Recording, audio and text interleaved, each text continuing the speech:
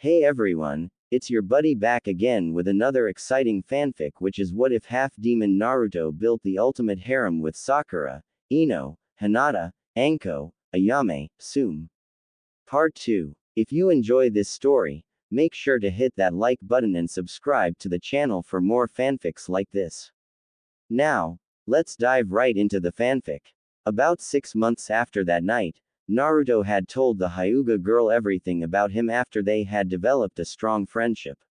She still had a crush on him at the time, but was no longer the shy, stuttering mess she once was around him. It was then, under her request, that Naruto marked her as his third mate. He made sure that she was well aware of the consequences, and she still accepted. Unlike Anko, Hinata was eager to start learning the shadow and darkness techniques that she inherited from accepting the mark, much like Yugao was. Morning Naruto-kun. A feminine voice whispered from behind him. Morning Haim-chan. He smiled, realizing the Hyuga heiress had came in through his shadow. Don't worry, I made sure no one was watching before I came through. The dark blue-haired girl reassured her mate as she moved to the front of him and sat down on top of the desk just next to him. Like Yugao, he had to keep his relationship with Hinata a secret.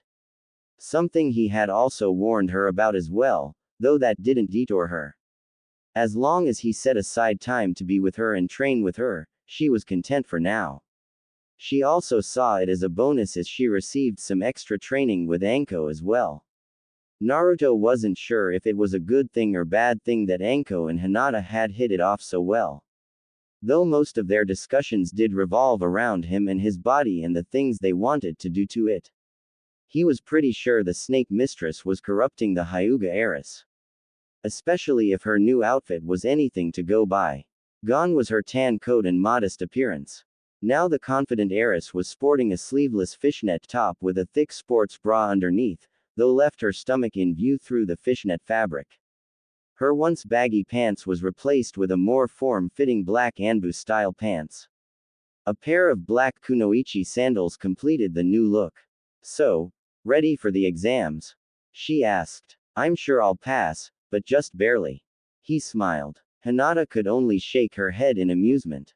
She couldn't wait for the boy to drop his mask and really start showing everyone how strong he really was. Though he did stress that he would take it slow, and suggested that she did as well. Not to show off too much of what they could do, especially their Hanyu abilities. The Hyuga heiress could see the reason to that request. Naruto planned on passing it off as a Kekkei Genkei, and if she used the same abilities while everyone knew he was with Anko, it would cause no shortage of problems for both of them. On her part, she would be thrown to the Hyuga elders demanding an explanation or just straight out accusing her of soiling the Hyuga blood and branding her with the caged bird seal. And that was only her problems. She was sure Naruto would have to deal with worse, given his social status in the village. Hey Hinata-chan, I didn't see you come in. Kiba stated as he got up from his desk and made his way towards the two. All the while eyeing the Hyuga heiress up and down, licking his lips. And what are you doing with this loser? Once the Inuzuka boy reached the two, he draped his arm over the girl in a possessive manner with a smirk on his face while looking at Naruto, as if daring him to do something. What the feral boy didn't realize was that the blonde didn't have to do anything. Hinata coasted her head to the side and gave the Inuzuka a glare that would freeze the Shinigami's soul. A low, almost inaudible, animalistic growl emitting from her throat. It wasn't loud, but Kiba heard it as well as Akamaru, the latter cowering further back into the boy's coat. Move your arm, or lose it, dog breath. Hinata growled out. Without hesitating, Kiba quickly removed his arm from the girl and unconsciously took a step back. All right class, settle down. Uruka's voice yelled out above the noisy classroom, breaking the Inuzuka boy out of his stupor. Uruka had quickly went through the roll call. Once noting that everyone was present, the two instructors began passing out the written portion of the exams. Naruto didn't miss the glint Mizuki had in his eye as he handed the boy his test paper. The blonde immediately recognized the genjutsu placed over it, giving the test the appearance of a Jonin-level test. Ironically, with Anko-chan's and Yugao-chan's tutoring, the boy could easily answer this test just as well.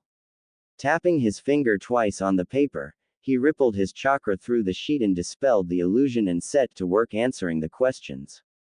Purposely answering a few wrong, skipping a few and answering just enough correct to barely pass the written exam. After an hour had passed, Iruka instructed the class to put down their pencils as Mizuki went around to collect the tests. He scowled as soon as he got to Naruto, seeing the genjutsu he placed on the paper had been dispelled. Taking the paper, the silver-haired instructor rejoined Iruka and handed him the stack of sheets to grade while the class was dismissed for their first break. After break, the exams resumed with the next part of the tests. The Academy 3, as it was so endearingly nicknamed. Each student was required to successfully perform a substitution jutsu, kawarimi no jutsu, a transformation jutsu, henge no jutsu, and clone jutsu, bunshin no jutsu. One by one, each student was called into the next room to private demonstrate their ninjutsu techniques. In an anticlimactic way, this was the finale of the exams for the students to earn their forehead protectors. Which made Naruto scoff at how easy the exams were. It was as if the village was just trying to pump out as many shinobi as possible. Relying more on quantity than quality. Shrugging it off, the blonde Hanyu awaited his turn. He didn't have to wait long before his name was called. With a sigh, he heaved himself out of his desk and entered the adjacent room. Again, he could see the look in the silver-haired mont's eye, looking forward to the blonde to fail. The instructor knew the blonde had issues with the clone technique and was banking on the brat to fail. All right Naruto, perform a kawarimi. Iruka instructed. Nodding, Naruto performed the appropriate hand signs and replaced himself with a chair in the room, before switching back. Very good Naruto. The scared instructor praised. Now, perform a henge to look like me. Without hesitating, the blonde transformed into a perfect copy of Iruka. Even down to the tiniest of details. The scared instructor was impressed with the amount of detail put into the henge. So much so, he almost actually believed himself to be the imposter. Alright Naruto, perform the clone technique. Mizuki instructed, fighting to hide the grin that was threatening to appear on his face. Inwardly smirking, Naruto crossed his fingers and performed the Kage Bunshin no Jutsu, much to the shock of Iruka as two solid clones of the boy appeared in a puff of smoke. Mizuki for his part, grit his teeth in fury as his plan to manipulate the boy fell to pieces. I'll have to improvise then, the silver-haired man thought to himself. Nah Naruto, that was a Kage Bunshin no Jutsu, how could you perform it? Iruka inquired, still in shock of an academy student using a B-rank jutsu. Well you see, Naruto began, scratching the back of his head. Over the last break I talked to Anko-chan about my trouble with the normal Bunshin jutsu and we discovered my chakra coils are way too big to be able to perform such a low-level technique unless I make enough to fill a small village. So, she taught me the Kage Bunshin instead. Iruka only nodded, accepting the explanation. Not knowing that most of it was completely fabricated, it was true that his chakra coils were too big to perform such a small jutsu, and Anko agreed to go along with the story if anyone asked her. Congratulations Naruto, you passed. The scared instructor smiled, handing the boy his forehead protector. Thank you Iruka-sensei, Mizuki-sensei. Naruto bowed and left the room, putting his hitai on his head. Making a mental note to change the color of the fabric later. Eventually the rest of the class finished their exam with nearly everyone passing. Only exceptions were a group of civilian Uchiha fangirls that ignored their training in favor of their fruitless pursuit of the Uchiha's affection. With the exams over and the school day finished, all the graduates made their way to their respected homes to celebrate with their families. You graduated, you know what this means. Ari teased from the back of his mind. I know. Naruto chuckled. That is why I am stopping off to get something to eat. I am going to need all the energy I can get. After quickly devouring a half-dozen bowls of the Kushina special, the blonde thanked the two ramen chefs, giving Ayame a hug before departing and making his way to Anko's apartment. As he neared his destination, he could feel his first mate's excitement and nervousness at the same time. Despite her teasing, promiscuous attitude, and choice of clothing, the badass snake mistress was still a virgin. As he reached the apartment, Naruto knocked 3 times before opening the door and letting himself in. In the living room area was an impatient-looking snake mistress. "So, you graduated, right?" She ground out in anticipation, a blush creeping across her face. For a moment, Naruto contemplated playing with her a little and saying that he purposely failed, but decided against it. She had waited 4 long years for this day to arrive, and he wasn't going to ruin it for her for a prank.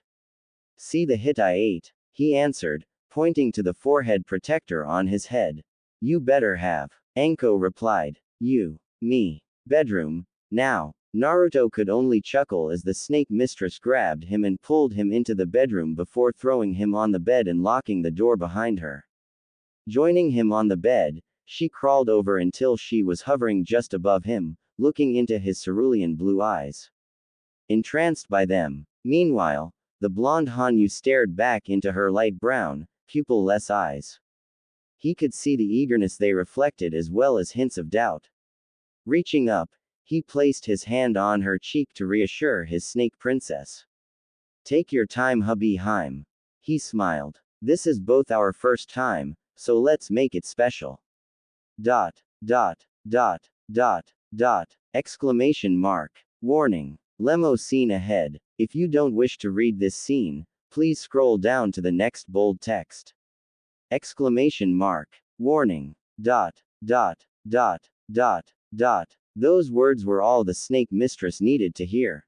Lowering her face down, she captured the blonde's lips in a heated, but passionate kiss of 4 years of pent-up ****** frustration. Naruto eagerly returned his kiss, as his hands went to the bottom of her shirt, gently pulling it up. Anko didn't resist as she broke the kiss from a brief second to let her mesh shirt fall over her head, revealing that she wasn't wearing a bra, much to Naruto's delight. However, before the teenager could play with the lady bits in front of him, Anko broke the kiss and leaned up. Her hands shooting towards the zipper on his jumpsuit, and pulling it down, revealing the black t-shirt he had on underneath it. With a bit of flailing around, Naruto aided his snake princess in removing the orange jumpsuit from him. "Please tell me you're going to stop wearing those abominations," she commented as she tossed the jumpsuit across the room, leaving the blonde in nothing but his black t-shirt and boxers, exposing a chiseled body that jumpsuit kept hidden. "I promised Ari-chan I would burn them all after team placements," he replied as he took the initiative and leaned up and captured her lips before turning them both so that he was on top. Breaking the kiss, he maintained eye contact as he began to kiss down her chest, using his left hand to fondle her wrist while his tongue went to work on the other one, causing Anko to arch her back in pleasure as she let out a gasp. Slowly, he removed his left hand from her BRT and trailed it down her stomach before it go to her orange skirt. Undoing the clasps, which required a little fumbling as the buttons didn't want to cooperate with the blonde, he slowly pulled off Anko's skirt and remaining fishnet leggings, leaving the snake mistress completely exposed before him, causing the lavender-haired woman blush at her vulnerability, but didn't shy away from it as she looked down at her mate in anticipation. Not wasting any time, Naruto began to slowly kiss up her inner thighs, using his tongue to lick along her skin. Each stroke of his tongue sent a wave of pleasure through her spine, causing her to grasp at the bed sheets. Eventually, much to Anko's torture and pleasure, the young blonde made his way up to her bare crotch, a faint smile on his face. "Really, hubby Haim, a snake design." Naruto commented on the pattern in which his mate had shaved into her pubic hair. "Well, I am the snake mistress," she replied with a gasp as Naruto plunged his tongue into her womanhood, send a flood of pleasure through her body, causing her to arch her back again as she let out a pleasure moan.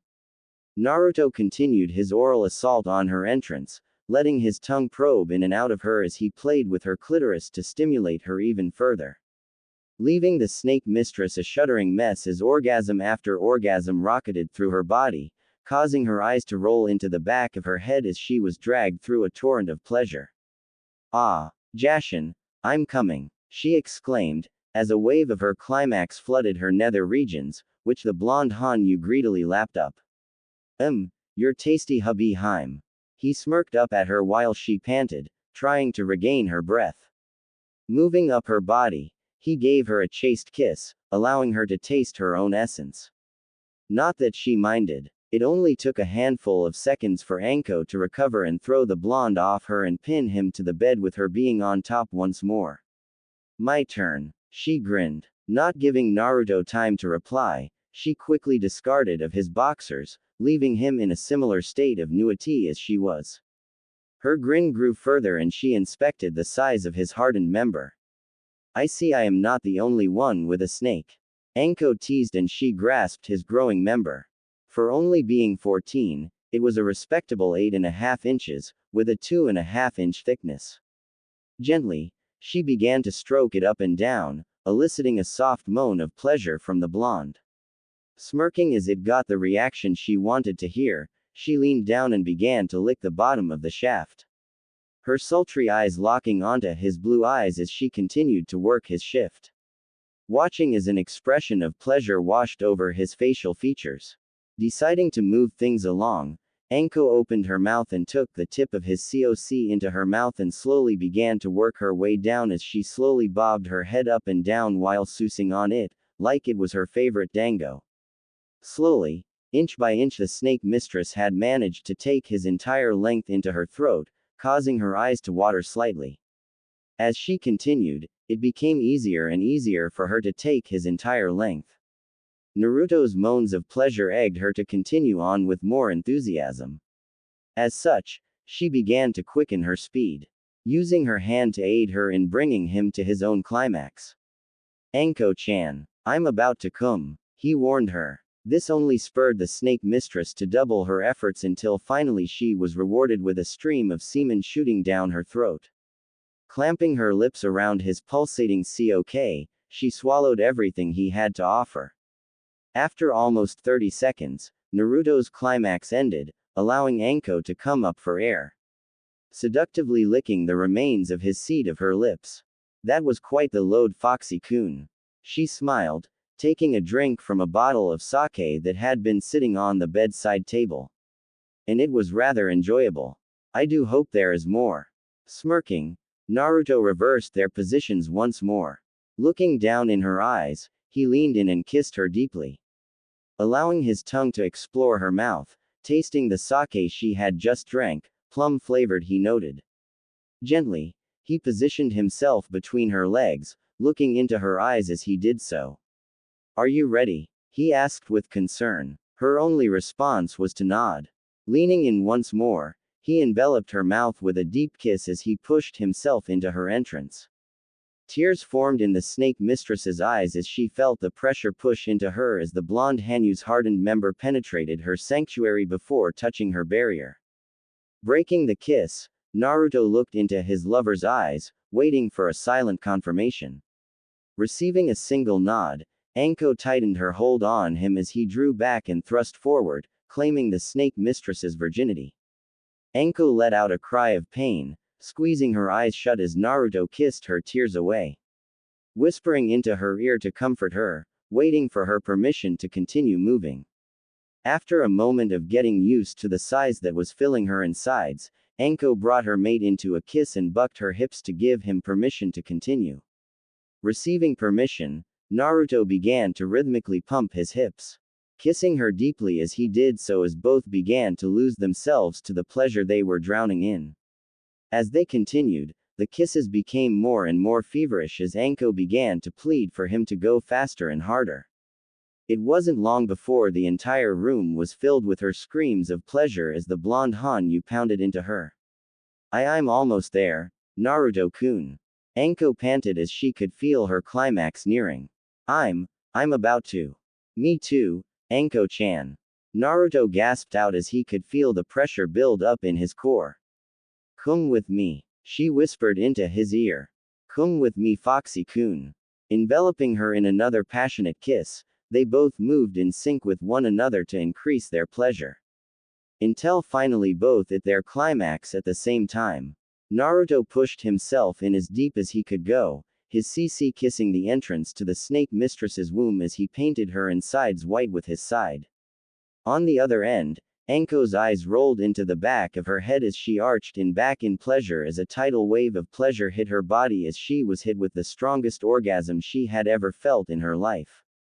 Literally making her legs go numb. We're definitely doing that again more often.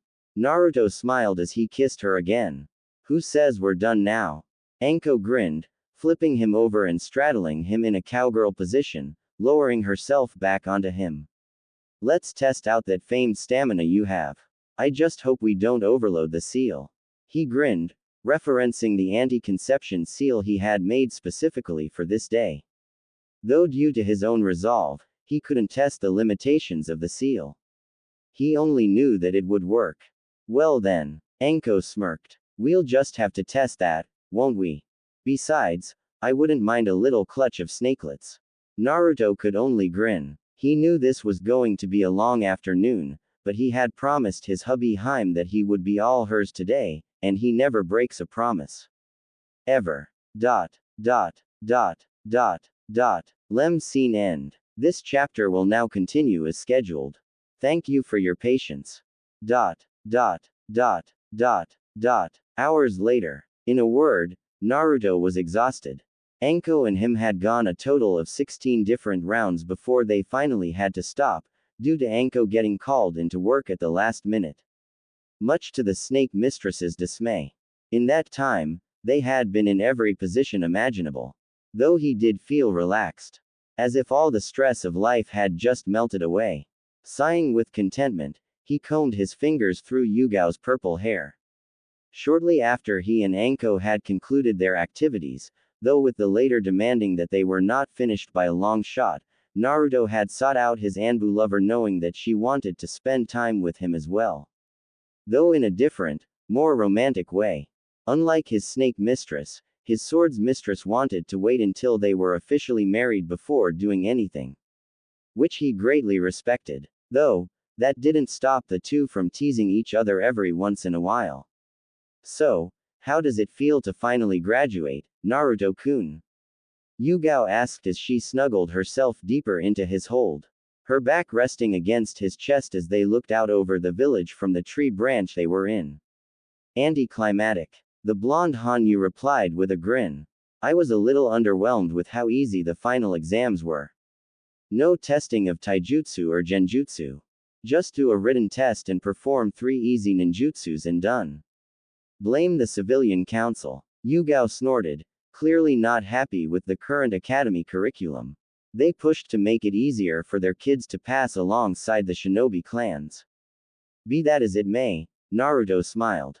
With graduating, I am closer to fulfilling Jashin-chan's will.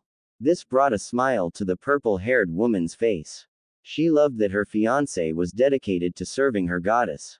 After all, he was Jashin-sama's champion and was destined to do great things in her name.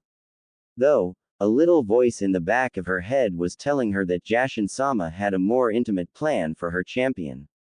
Still, the thought made her smile more.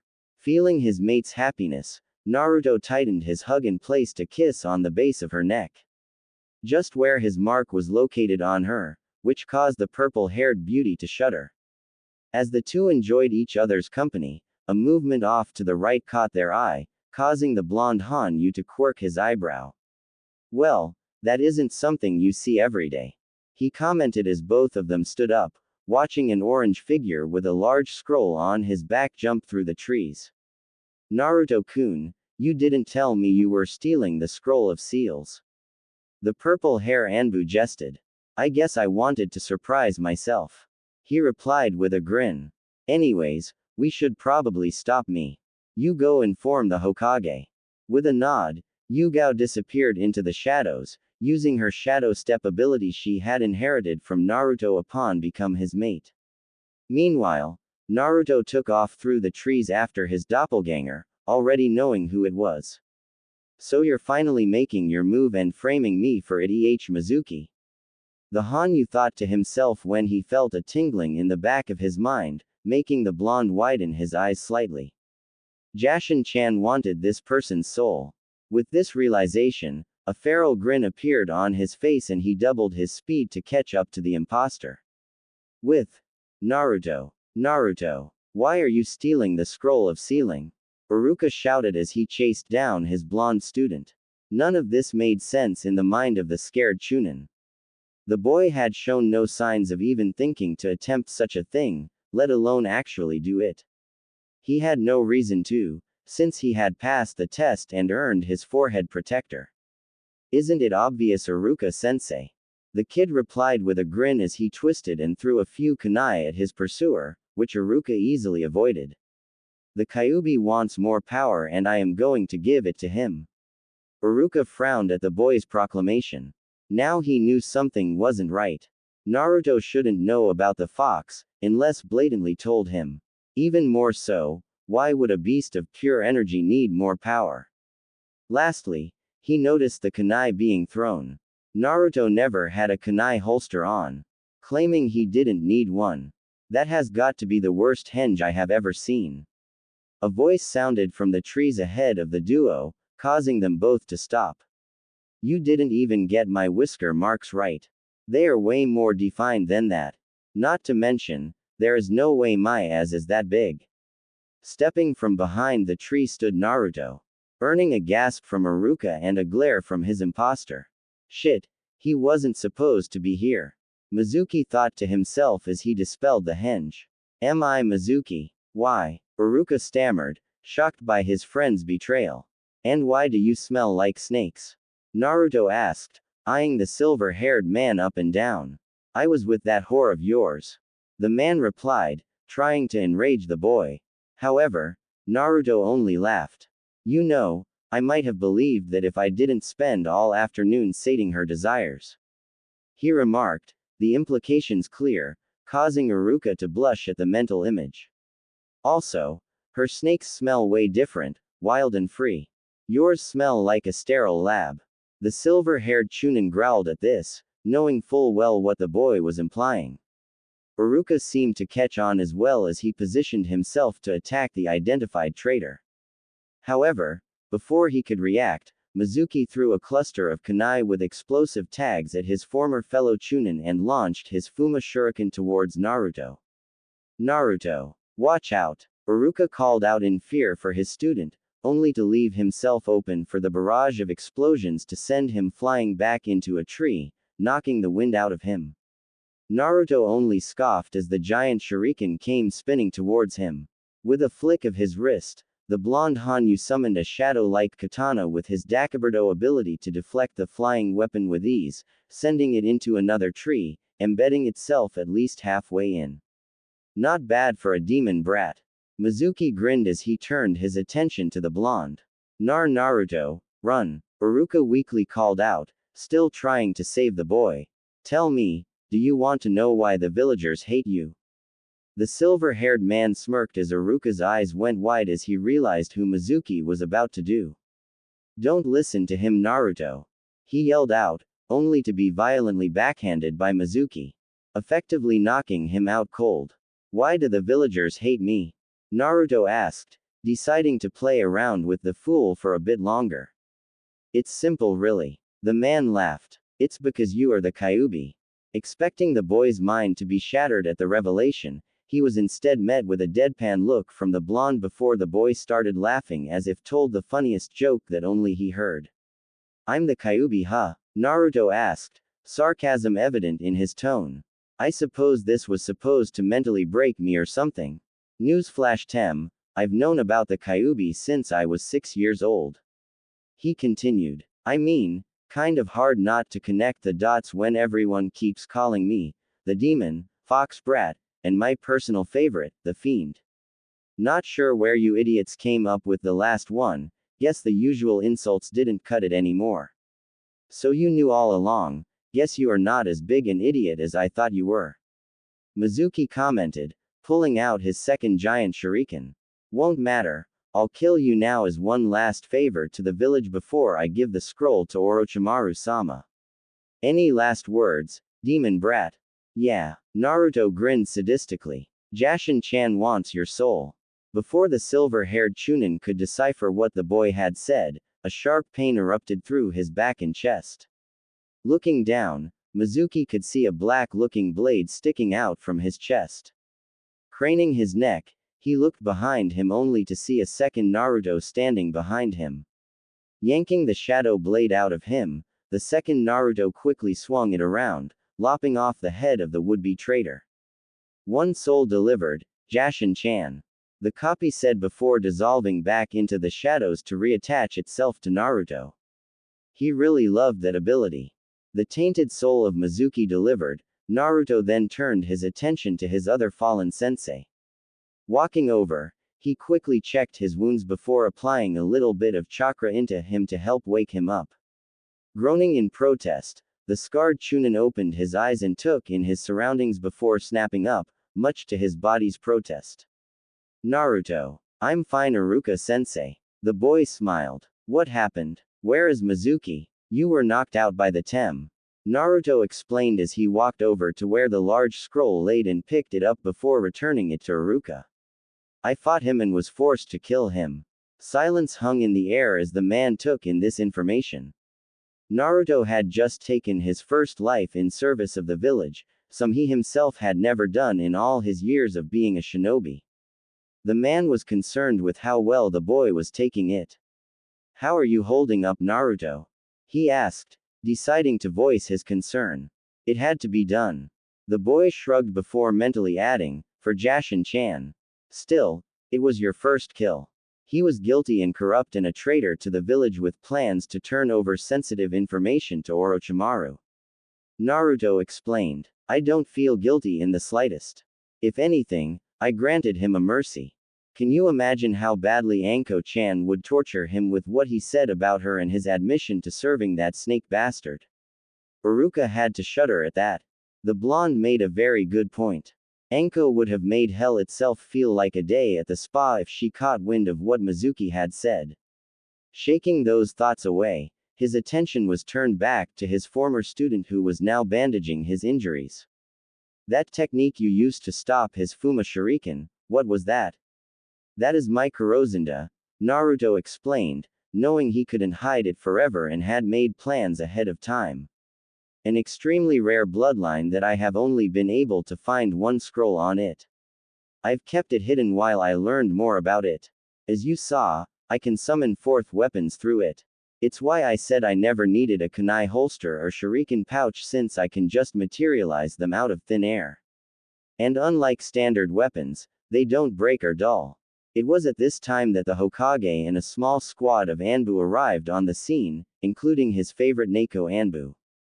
The two briefly made eye contact and gave each other a subtle nod before Naruto approached the leader of the village and handed him the scroll. Mizuki Tem stole the scroll and attempted to frame me for it. He admitted to working with Orochimaru. Iruka-sensei can vouch for me. Naruto began. After Iruka-sensei was knocked out, I was forced to fight Mizuki Tem on my own. In the end I was forced to kill him before he could escape. Hiruzen was shocked. The boy he had considered a surrogate grandson was forced to take a life, just fresh out of the academy. Not even placed on a team yet. The old man frowned at that. No one so young should be forced to take a life. In service to the village or otherwise.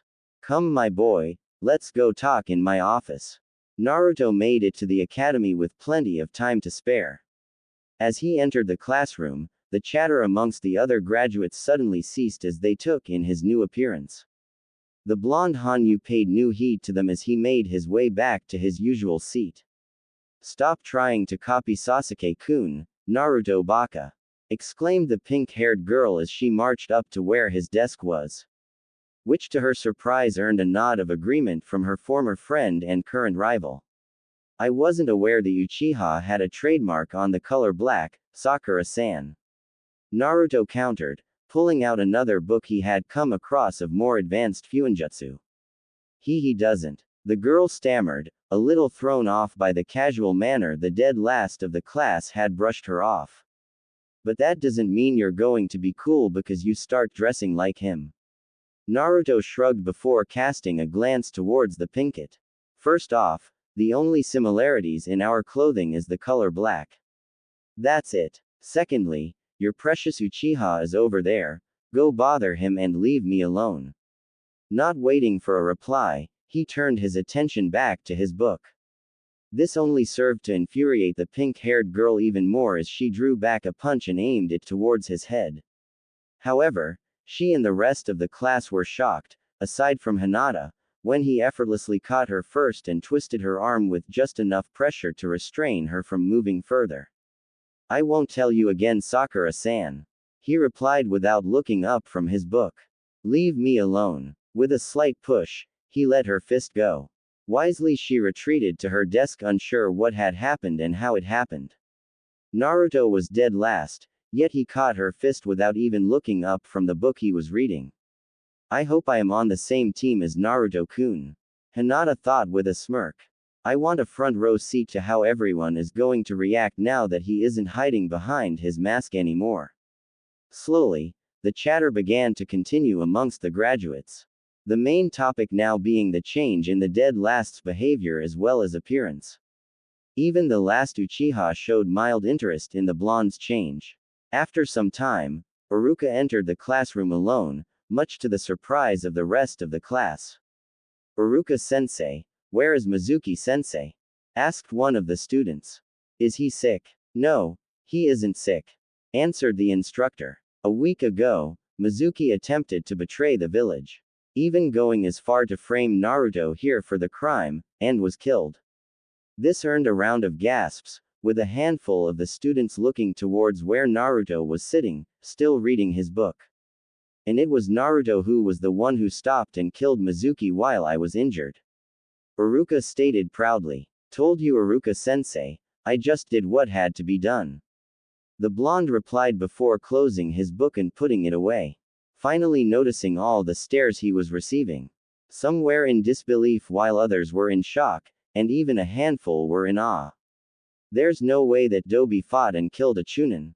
Kiba shot up. Are you calling me a liar?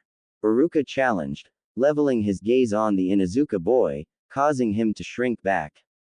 If anyone has any questions about the incident, the Hokage has it on public record that you may view. Now then, on with the team placements. The scared Chunin stated as he took out a paper and started listing off the teams and their Jonin senseis. Team 7 will consist of Sasuke Uchiha, Sakura Haruno, and Naruto Uzumaki. Your Jonin sensei will be Kakashi Hatake. Upon hearing her name after Sasuke's, Sakura exclaimed that true love conquered all obstacles, much to the annoyance of the last Uchiha. Though upon hearing Naruto's name, she groaned about being stuck with the dead last. Despite being told that the blonde was the main reason the traitor Mizuki failed to defect from the village with sensitive information, she just simply refused to believe the boy was capable of such a feat and simply marked it up as being over-exaggerated at best. Team 8 will be Shino Aburame, Hinata Hyuga, and Kiba Inuzuka. Your sensei will be Kurenai Yuhi. Mr. Inuzuka, I would get all perverted thoughts out of that head of yours. Your sensei will not tolerate it in the slightest, and she is best friends with Anko, whom I trust you have met before. Kiba immediately shrunk back in his seat. All joy of being on the same team as his mate, Hinata, soused away. Still, with being on the same team and away from that Dobi, Hinata would see just how much stronger he is than that loser Naruto she always hung around with. He would show her what a true alpha is made of. One by one, Iruka listed off all the teams before instructing them to wait for their senseis to arrive.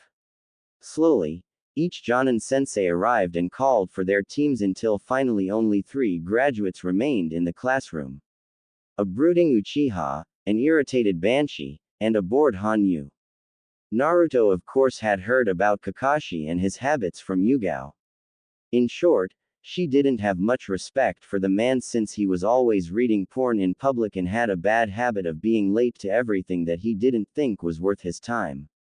Though she did acknowledge his skills as a shinobi, that was about the only thing she respected him on. Knowing that it was still going to be a good 2 hours or more before their sensei would decide to show up, Naruto relaxed and retreated into his mindscape. Naruto's mindscape. As soon as the blonde Hanyu materialized into his mindscape, he was immediately pounced upon by the giggling Kitsune girl as she wrapped him in a firm hug. "Hey Ari-chan." Naruto smiled as he returned her hug and giving her a kiss on the cheek, which caused the poor fox girl to blush.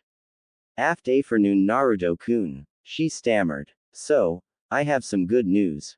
He grinned again. "I think I have a temporary way to get you out of the seal." At this, the Kyuubi girl began to squeal in excitement at the prospect of being about to get out and stretch her legs and maybe even a little more, she thought with a lecherous grin.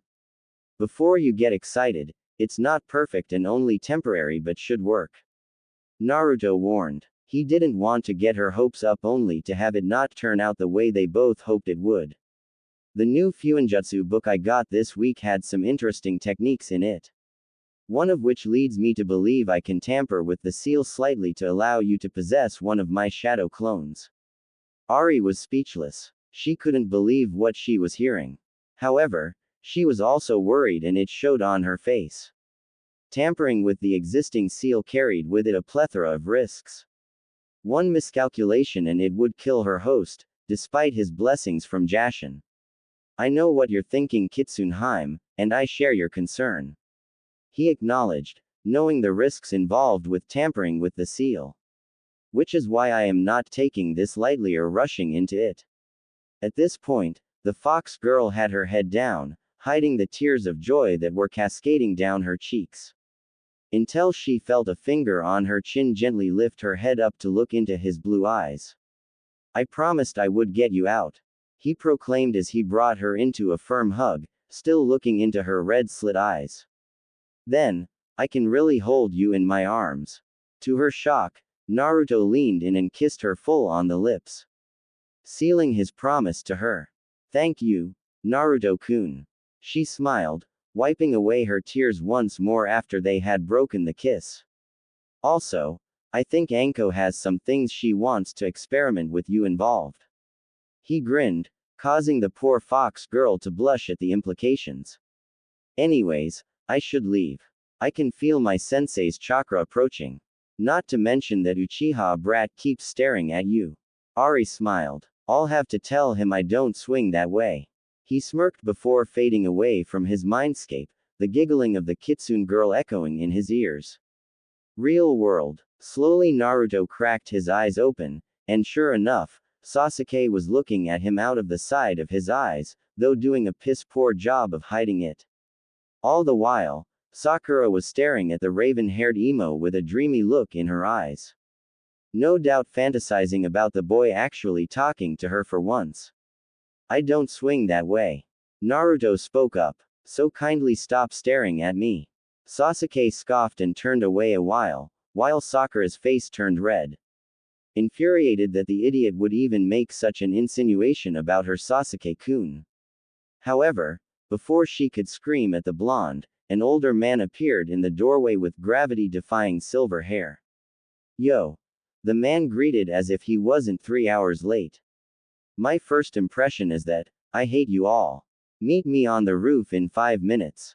With that being said, the silver-haired Jonin shunshined away in a swirl of leaves. Getting out of his desk and stretching, Naruto made his way towards the door. For a moment he contemplated using his shadow step to get a rise out of his teammates but decided against it. They would all see what he could do soon enough. At least to a certain extent. Falling into step at the back of the line, he followed the two up to the roof. Academy rooftop. Once on the rooftop, each situated into a comfortable position, Naruto opted to just lean against the wall near the group while the brooding emo sat on a lone pillar stub to ensure the pink-haired banshee couldn't sit with him. Sakura instead opted to sit on the floor, between Kakashi and Sasuke. "Now that we are all here, let's introduce ourselves." Kakashi smiled at the trio. Why don't you go first to show us how to do it?" Sakura suggested, earning a deadpan look from her sensei as if to say, "You don't know how to introduce yourself." "Very well." Kakashi smiled through his face mask. My name is Kakashi Hatake. I'm the kind of person who doesn't feel like talking about his likes or dislikes. My dreams for the future are none of your business. But, I have lots of hobbies. You're up, Pinky. Sakura scowled at her nickname, but continued anyways. My name is Sakura Haruno. My favorite thing is, well, it's not a thing. It's a person. A boy, and that boy is. My dream is too. She squeals, much to the annoyance of the others around her. And I hate Ino Pig and Naruto Baka. Geez, did I piss in your cereal or something? Naruto asked, unsure why she would hate him. If he hounded after her like a love-sick puppy constantly asking for dates, he could understand. Anyways, moving on. Kakashi interrupted before it could escalate. Your turn, Sasuke. HN. The emo grunted. My name is Sasuke Uchiha. I don't have any likes or dislikes. But I do have a goal. I will kill a man and avenge my clan. Sasuke-kun is so cool. Inner Sakura gushed. He has the personality of an ice cube. Naruto thought to himself with a frown. The hell do his fangirls see in him anyways? Who knows? Ari commented, equally as perplexed. Last up is you, Blondie. Very well. Naruto began, ignoring the nickname given to him. My name is Naruto Uzumaki. My likes are training, learning new techniques, and spending time with my Harem. Purposely leaving it vague since he called all his girls his Harems. My dislikes are those who let arrogance blind them, those that don't take their training seriously, and those that only try to use others and rapists. My dream is to make someone very precious to me proud. And learn more about my bloodline. His introduction contradicts his academy file. Kakashi noted as he eyed the blonde before him. No mention of becoming Hokage and claiming he has a bloodline. And who is this mystery person he is fond of that he wants to make proud? You have a bloodline, Dobi? Sasuke asked in a demanding tone. Naruto, you shouldn't lie about having a bloodline just to feel special. Kakashi chastised the blonde. I wasn't aware you got to dictate who gets a bloodline and who doesn't. I must have missed that memo. Naruto coolly responded with a shrug, earning a glare from the masked Jonin. And yes, I have a bloodline. It's called Kurozinda. And what does it do? The Cycloptic sensei inquired, ignoring the blonde's earlier jab. Manipulation over shadows and the darkness element. Naruto replied, if you want clarification, the Hokage knows about it and has the only scroll I could find about it. Kakashi frowned at this, but shrugged it off. Anyways, meet at Training Ground 7 at 6 in the morning for your genin test. The silver-haired Jonin instructed. Oh, and I would recommend not eating unless you want to throw up. Wait, what do you mean genin test? We passed, didn't we? Sakura shrieked, causing both Naruto and Sasuke to cover their ears. You passed the academy test to see if you are good enough to be considered genin. The man-eye smiled. I will warn you, the test tomorrow has a 66% fail rate. Ya nay. Not waiting for his genin to reply, Kakashi shunshined away. Leaving an annoyed Sakura, an uncaring Uchiha, and an apathetic blonde. Naruto had already assumed something like this was going to happen, and was looking forward to seeing what the test was. Well, I will see you tomorrow at 9. He remarked. Oh, and eat a good breakfast. Like Kakashi, he didn't wait for a reply and disappeared into the shadows, using his shadow step ability. Much to the shock of his two teammates. Hey Sasuke, do you want to go out on a date? Sakura asked hopefully after they snapped out of their shock. No, was the emo's quick reply as he walked away, leaving the pink-haired girl alone with her thoughts and rejection. Next morning, 8:45 a.m. After a restful night's sleep and a hearty breakfast, Naruto made his way to the designated training ground. Only to find his two teammates there, slouched over. Exhausted and irritable. Clearly, they ignored his suggestion. You're late, Sakura shouted. No, I said I would be here at 9. Naruto pointed out. Our sensei has a habit of being late to everything. So I just showed up closer to the time he would decide to grace us with his presence. Sakura only scoffed and sat back down against one of the poles, not even caring if she was close to Sasuke or not. With a shrug, Naruto leaned back against the remaining pole and pulled out his Fuinjutsu book as he awaited their illustrious sensei's arrival. It would be another hour before the silver-haired Jonin arrived, to find two passed-out genin and the remaining one casually reading a book. Though he couldn't make out what the topic was before Naruto sealed it away. Well, my cute little genin. Kakashi beamed as both Sasuke and Sakura roused from their sleep, each glaring at the silver-haired man. You're late. Sakura yelled with more force than when she yelled at Naruto. Ma. Kakashi waved her off. You see, there was a black cat that crossed my path, and then I had to help an old lady. Bullshit. The pinkett seethed. Anyways. The man ignored her, turning his attention to the rest of the team. The test today is simple. All you have to do is get these bells from me in 2 hours. Holding up a string with only 2 bells attached to them. But Kakashi-sensei, there are 2 bells and 3 of us. Sakura pointed out. Correct. The masked John and I smiled. Which means one of you will be sent back to the academy. So that's his plan. Naruto inwardly smirked. The true purpose of this test is teamwork. But he is using a divide and conquer tactic by making us fight each other for a limited resource. The test starts now. Immediately both Sakura and Sasuke disappeared into the trees, leaving on Naruto standing across from their sensei. His black trench coat flapping in the wind as he seized up his sensei.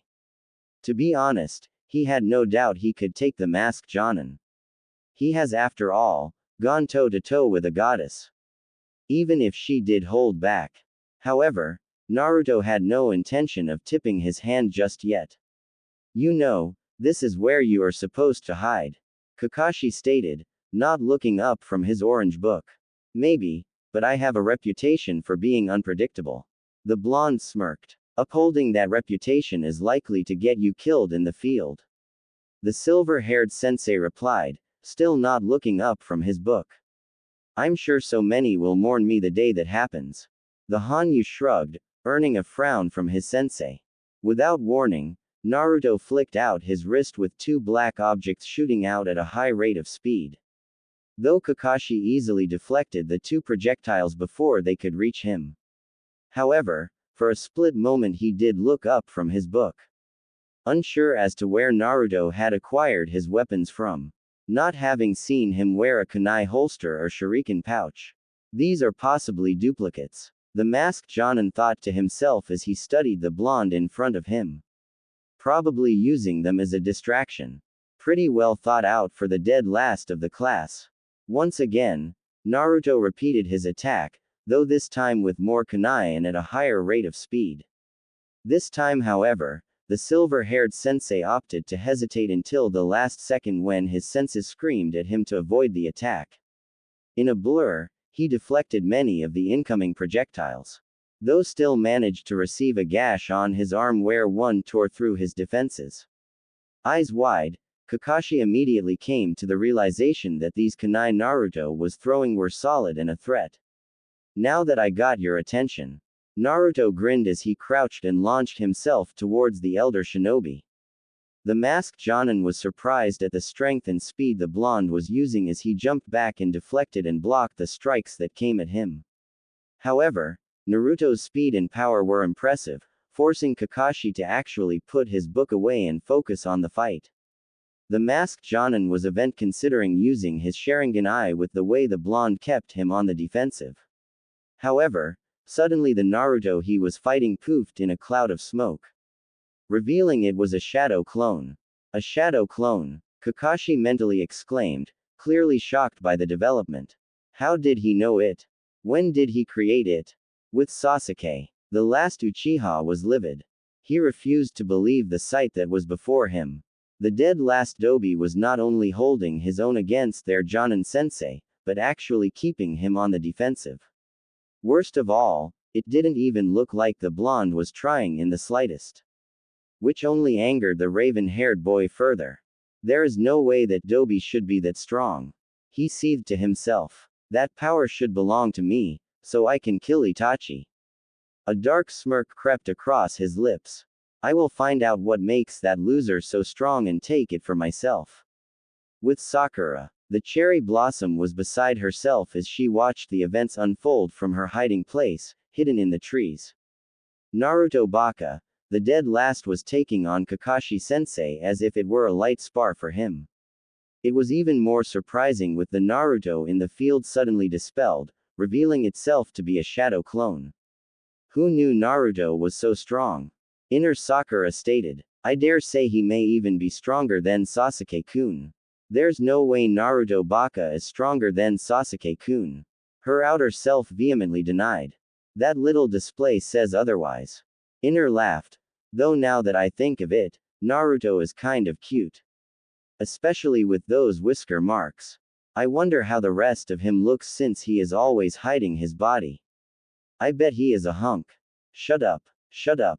Sakura shook her head, trying to ignore her inner self's monologue. I love Sasuke-kun and we are destined to be together. Pissed. Sakura-san. A voice came from behind her. Eyes wide, she slowly turned around to see her blonde teammate perched on the tree branch with her. She would have screamed in shock if the boy hadn't covered her mouth, preventing her from doing so. Don't scream, he said as he released her. What do you want, Naruto Baka? She glared at him, though quickly blushed now that she was up close to his face, due to their proximity to each other. Those whisker marks do make him look cute, she thought to herself, before shaking that line of thinking away. If Naruto had noticed, he gave no indication that he did. We need to work together if we want to pass this test. He bluntly stated. Why should I help you?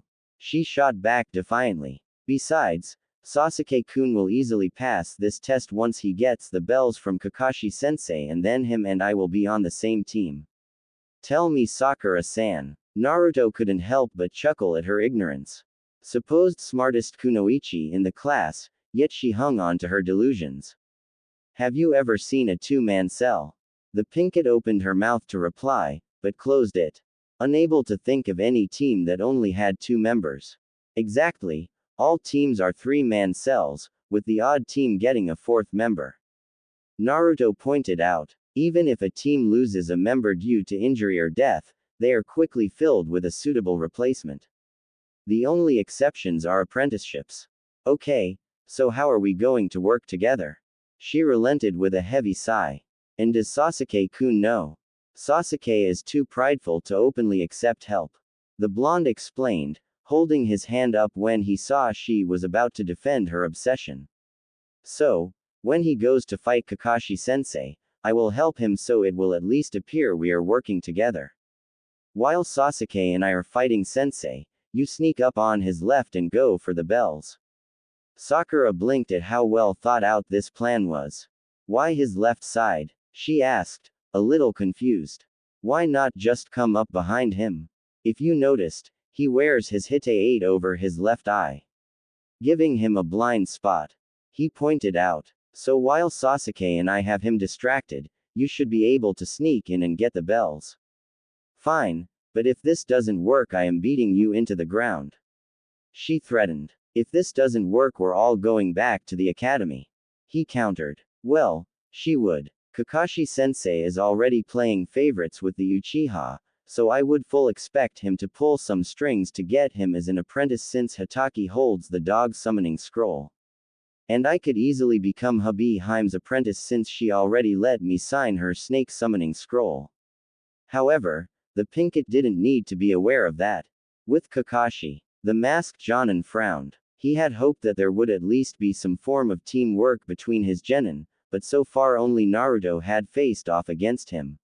It still troubled the silver-haired Jonin that the blonde had not only kept him on the defensive in a pure taijutsu match, but had also drew blood from his ranged attack prior. Fortunately it wasn't deep, but it did sting. Looking up from his book, he spotted his next challenger. Sasuke Uchiha. Let's see what he does. Kakashi thought. Taking after Naruto and attacking me head-on? The masked man asked lazily. PFF'd. I am nothing like that weakling. The Uchiha scoffed. And I will be taking those bells. The Uchiha then quickly withdrew a series of hand seals before bringing his hand up to his mouth. Kaden. Gokaku no Jutsu, Fire Release. Great Fireball Jutsu. Sasuke shouted as a huge fireball erupted from his hand, barreling towards Kakashi. When the flames died down, it was revealed that the masked Jonin had replaced himself with a log. Looking around, the Uchiha felt the ground move from underneath him. Not bothering to look down, the raven-haired boy jumped into the air, narrowly avoiding a grasping hand from the silver-haired sensei. Flipping in the air, Sasuke landed on his feet and charged towards the masked shinobi. The Uchiha sent a flurry of punches and kicks towards Kakashi, each one being blocked or deflected, while the silver-haired Jonin would read his book. A stark difference from his taijutsu exchange from Naruto. Though, he was forced to focus more on the fight when Sasuke had twisted himself in a half-flip while his kick was blocked, and actually touched the bells. Seeing his attempt fail, Sasuke pushed himself away from his sensei and settled back into his Uchiha-style fighting stance. As the Uchiha launched another assault, Naruto bolted out of the trees and attacked Kakashi high, seeing as Sasuke was already attacking low. This is interesting. Naruto seems to be working alongside Sasuke. Kakashi thought to himself as he avoided and blocked the oncoming strikes. Though his previous encounter with the blonde had him worried. "I don't need your help, Dobi," Sasuke stated, glaring at the blonde. "Noted," was all Naruto countered with as he moved along with the Uchiha to re-engage their sensei. While the two boys engaged the masked Jonin, the blonde Hanyu took care as to not make any move towards the bells. He did this for two reasons. 1. To not antagonize the Uchiha, knowing that the emo's pride wouldn't take it well if Naruto went after the bells. Secondly, he needed to make sure Sakura was included in this plan. Even if Sasuke was unaware of it. As the two boys kept the silver-haired Jonin engaged, the pinkett crept out of her hiding spot and got closer to the action. Coming in from the left, just as Naruto had suggested. To her surprise, the plan was working perfectly as she was able to get just beside Kakashi and made a reach for the bells. Until she suddenly found herself in an entirely different location, and Naruto was where she once was. Just in time to receive a powerful punch from Sasuke. Sakura didn't know what to make of what she had just witnessed. Did her Sasuke-kun purposely attack her just so she couldn't get the bells, or did Naruto switch places so he could get the bells himself? None of it made sense to her. With little effort, Naruto picked himself up and dusted himself off, shooting a glare towards the Uchiha whom only looked at him smugly. The blonde Hanyu would have done more, if not for the sound of a bell ringing in the distance, signaling the time frame for the test was over. "Well, that concludes this test," Kakashi stated as he looked over his group of genin. "And you each failed to get the bells." Both Sasuke and Sakura balled up their fists, though Naruto remained relaxed. He knew they had at least in some capacity accomplished the true purpose for the test. So unless the man was going to pull some bullshit, the blonde knew they had passed. "I must say, I was worried about you three," he continued. "However, in the end, you three did work together. Which was the true purpose for this test." At this official revelation, Sakura's mouth dropped as she cast a glance over towards Naruto. How did he figure it out? "Sasuke, you showed great skill in your taijutsu, keep up your training." The masked Jonin smiled before turning his attention towards the blonde. "Naruto, your brashness could have endangered your team due to you rushing into the fight. Be aware of that in the future." Naruto only scoffed at it. He could already tell his sensei was going to play favorites to a severe degree. His first clue was during the introductions. Kakashi had given both Sakura and him nicknames, though he called the emo by his given name. "Anyways, congratulations on passing. You are now officially Team 7. He smiled. "The rest of the day is yours. Report to the Hokage Tower tomorrow at 7 a.m. to begin missions." With that, the silver-haired Jonin shined away to give his report to the Hokage, leaving his genin alone. So, Want to go get something to eat to celebrate passing the test? Naruto openly offered to his newfound team. Not that he cared and would honestly prefer not to be anywhere near the Uchiha after the stunt he just pulled. Like I would want to waste time with you losers. The Uchiha grunted as he walked away from the two. Naruto only shrugged and walked in the separate direction to where Ichiraku's was. Not bothering to see if Sakura was following him or not. He had left the invitation open, it was up to her if she wanted to take him up on his friendly offer. It didn't take long for the blonde Hanyu to make his way to the ramen stand. Taking his usual seat, he greeted the father and daughter duo. Noticing a blush on the young woman's face, though he said nothing. However, it did make him feel bad that he couldn't return her feelings. At least not just yet. He made a note to put Ayame at the top of the list once he was able to enact the CRA on himself. In the meantime, he promised himself that he wouldn't string her along or play with her emotions. Hello Naruto-kun. Ayame greeted happily. Hey Ayame-chan. He smiled, earning himself another blush from the girl. 6 Kushina specials, please. And a small miso ramen please. The Pinkett ordered, as she sat down next to Naruto. A little embarrassed about being her. Afraid people would get the wrong idea. Naruto-kun, is this a girlfriend? Tsuki teased, earning a glare from both Ayame and Sakura. No Oji-san. Naruto quickly shot that notion down. This is just a teammate. We are celebrating passing our final test. Why such a small bowl? The brown-haired ramen chef waitress asked curiously. I'm on a diet, Sakura answered, earning a quirked eyebrow from both Naruto and Ayame. Why? Asked Naruto. Because Sasuke-kun likes thin girls. She stated, glaring at the blonde. And just so you know, I am only here because you offered to celebrate being a team. So don't think for a second that this is a date. Ayame only rolled her eyes at the pink-haired girl's antics and disappeared into the kitchen to prepare the orders. Naruto for his part only shook his head and sighed. Okay. In reverse order, while you are cute. This caused Sakura to blush, a bit taken back by the compliment. I am already engaged to Anko-chan, my hubby Haim. As well as Yugao-chan. Also, I already shot down the old man for even implying you as anything other than a teammate. He continued. Secondly, did Sasuke himself tell you he liked thin girls? Well, no, she answered, still blushing over his compliment. Not even Sasuke had called her cute. So how do you know he likes thin girls? Naruto countered. Just how much do you know about him? Sakura had no real answer for this. Both her and Ino, and the hordes of other fangirls had all started dieting when a rumor began to circulate that the last Uchiha would only date skinny girls. None of them had questioned it. Honestly, dieting is harmful for a kunoichi. He continued, ignoring the glare he received from Sakura. You will never be at peak condition and will lose energy a lot faster. Making you a liability for the rest of the team. Now, if you train like you should, you won't have to worry about gaining any weight because your training will burn off all calories you take in. So what? I should just give up on Sasuke-kun? The cherry blossom inquired with sarcasm. If you want to pursue him, go ahead. Naruto shrugged. But don't endanger yourself doing it. Sakura frowned at this. It sounded like he was actually concerned for her well-being. This was something new to her as she was used to the constant rejection and apathy from her obsession, and even her parents didn't question her choices or try and change her mind. So what should I do then? She asked. First off, ignore rumors. Rumors are a dime a dozen and are hardly ever true.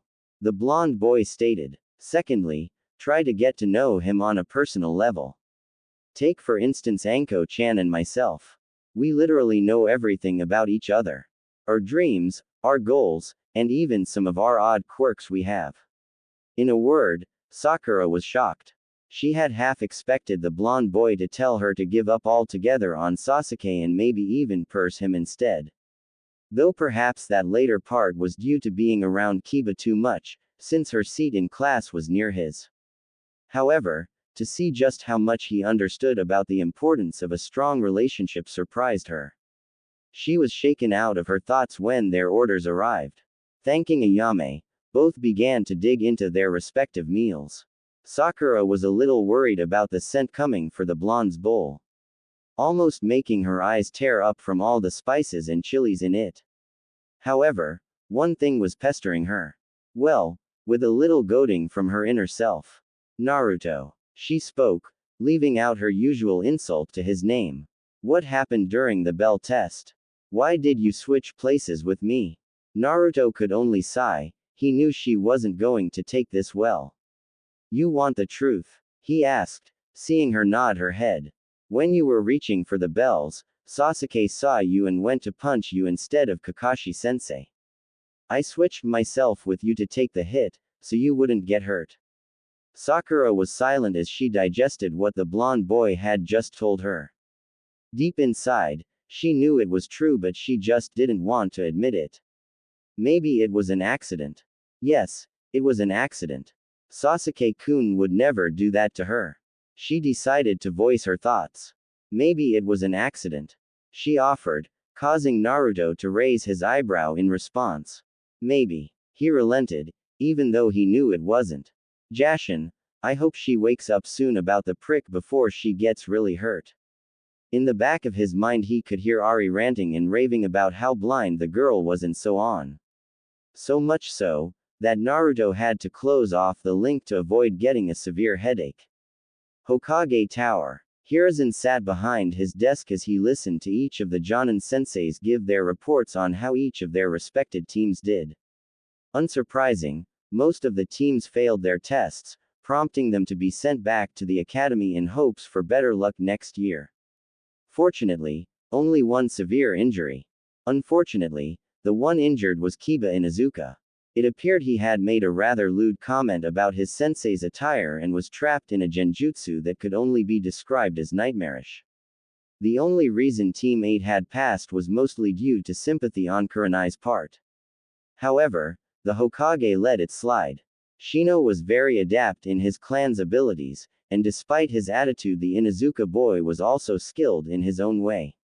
His only concern was for the Hyuga girl, though it appeared over the last few years she had grown into her own person. Team 7, passed. Kakashi stated from his perch on the windowsill, still reading his orange book. Much to the annoyance of the other Jonin in the room. Namely the red-eyed beauty that despised such things. And how did they do? Hiruzen asked with curiosity. Sakura is book smart, though her physical abilities leave a lot to be desired. Naruto is quick to rush into things, and needs severe improvement in his taijutsu abilities. Kakashi reported, as for Sasuke, he is a true elite.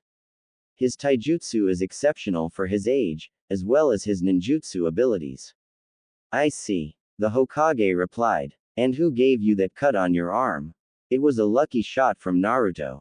The masked Jonin shrugged. Hiruzen frowned. If he hadn't watched Naruto through his crystal ball, he would have believed Kakashi's report. However, since he didn't feel any malice from the Jonin sensei of Team 7, he let it slide. At least for now. Very well, have your teams report for their first missions tomorrow. Dismissed. And thus, the journey of Team 7 would begin. A young woman, no older than 25, slowly made her way down the darkened steps to her basement in the early hours of the morning. Just before the rest of the household would wake up to start their day. Reaching the bottom, she produced a key from her blouse and unlocked the door at the far back of the basement. Once open, she quickly entered and locked the door behind her. Not wanting anyone to interrupt what she was about to do.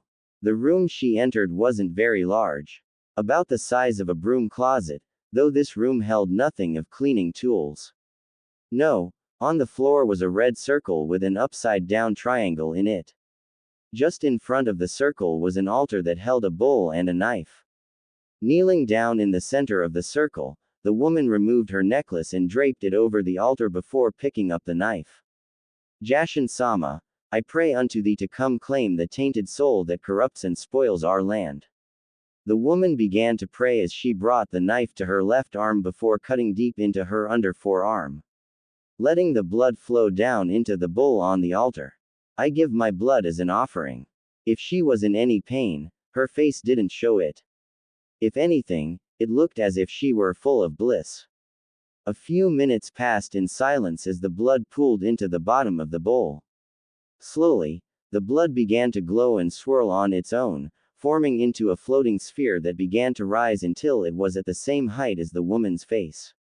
My child, I have heard your prayers. A distorted voice echoed from the sphere of blood. Take heart, my child. In 2 weeks' time, you will be sheltered by the shadow of the fox. Its message deliver, the blood sphere dissolved in mid-air, leaving nothing behind but a smiling woman. Putting the knife back next to the bowl, she put her necklace back on before kissing the pendant. Thank you, Jashin-sama. She whispered as she got up from her kneeling position and exited the room, being sure to lock the door once more.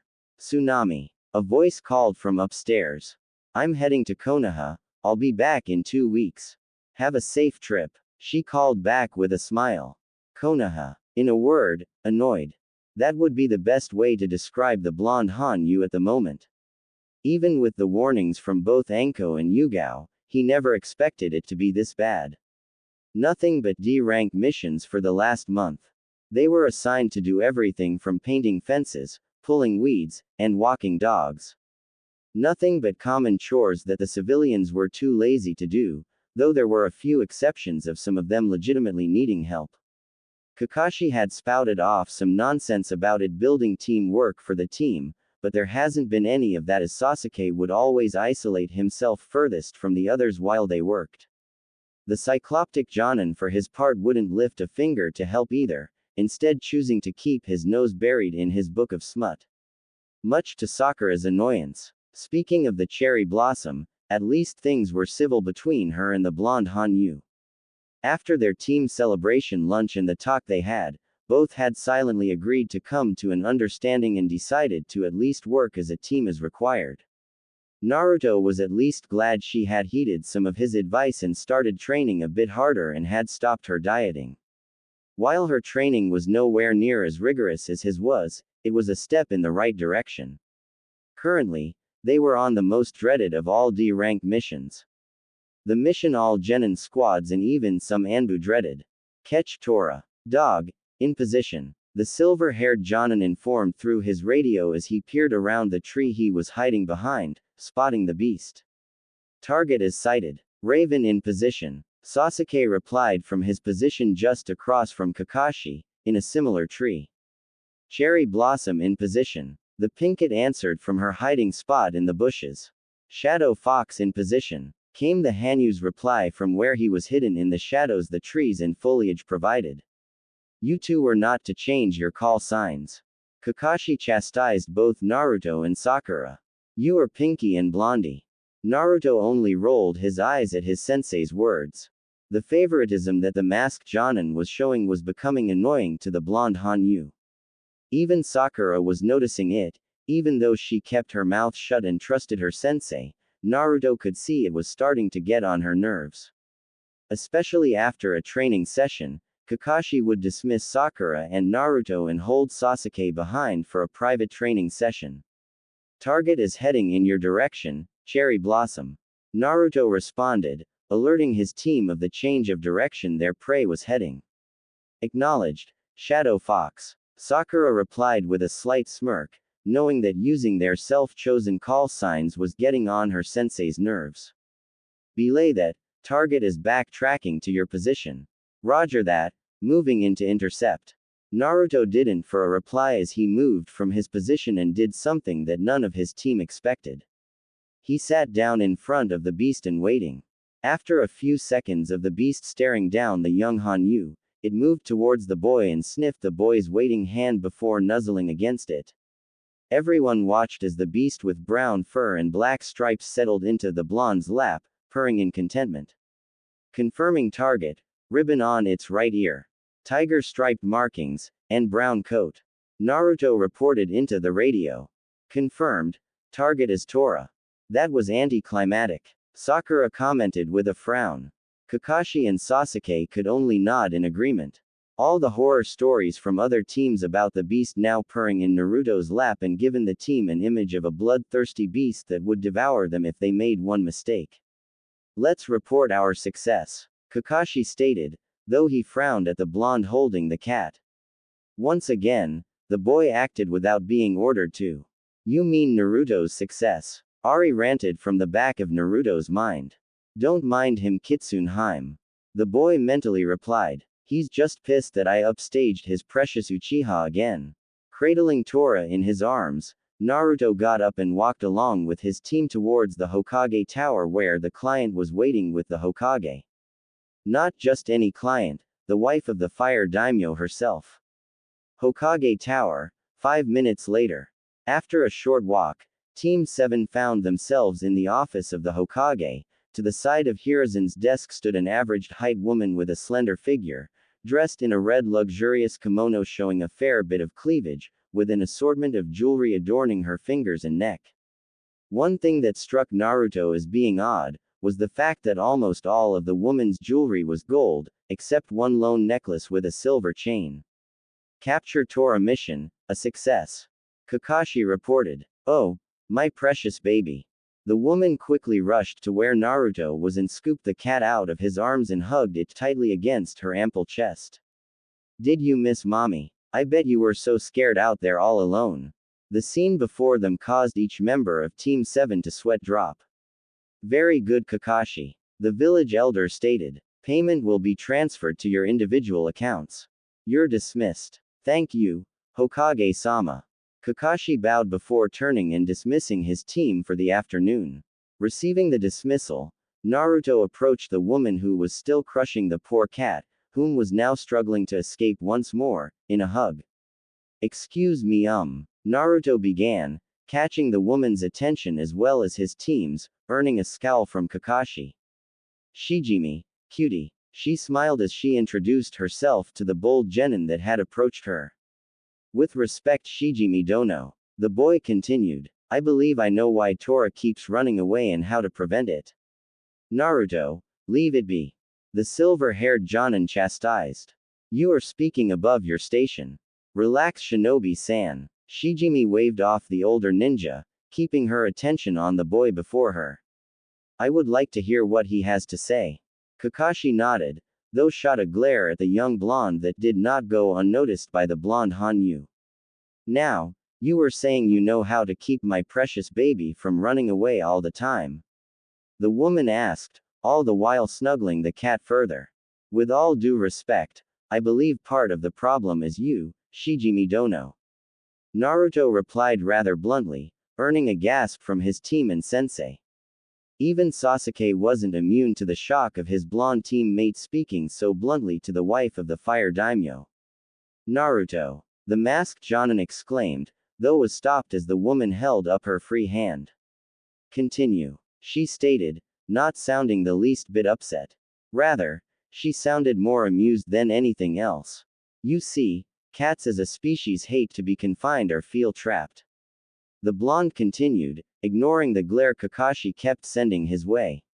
While I see that you do love her greatly, your love and affection make her feel trapped and thus, the reason why she runs away all the time. If I may, Naruto asked, gesturing towards the Tora in the woman's arms.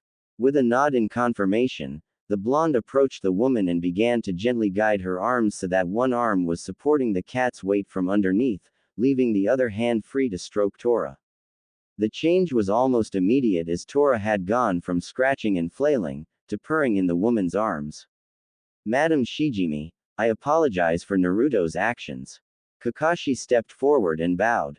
I will see to it that he will be properly punished for his disrespectful actions. You will do no such thing, Kakashi Hatake. The woman stated with authority and firmness in her voice that wasn't present prior. She then turned to the blonde in front of her. What is your name, cutie? Naruto Uzumaki, ma'am, the blonde replied, bowing his head as a sign of respect. Hokage Dono, give this one a bonus payment. She smiled as she turned to the village leader. For being the first in 10 years to have discovered the hidden objective behind the Torah missions. Hidden objective? Sakura asked, a little confused now that she had managed to shake off the shock. You see, there will be times when you as a shinobi will be hired to escort or guard a person of high social standing. She began, looking over the genin in front of her. During these times, you may witness things your client is doing that you know are not right. In these times, you will need to choose between completing your mission and ignoring what you saw. Or doing what is right. Will you stand by while your client rapes a young woman? Will you look the other way as your client pockets money as a bribe? These are scenarios you may very well find yourself in. She finished, as Hiruzen nodded in agreement with a solemn look on his face. For the first time, Kakashi looked rather ashamed for failing to see the hidden meaning behind the mission. Especially since he had always preached about looking underneath the underneath. He could already feel the disappointment in the eyes of the Hokage on him. Namely for chastising Naruto. Sakura on the other hand was shocked and a little terrified of eventually encountering one of the scenarios Madame Shijimi had described.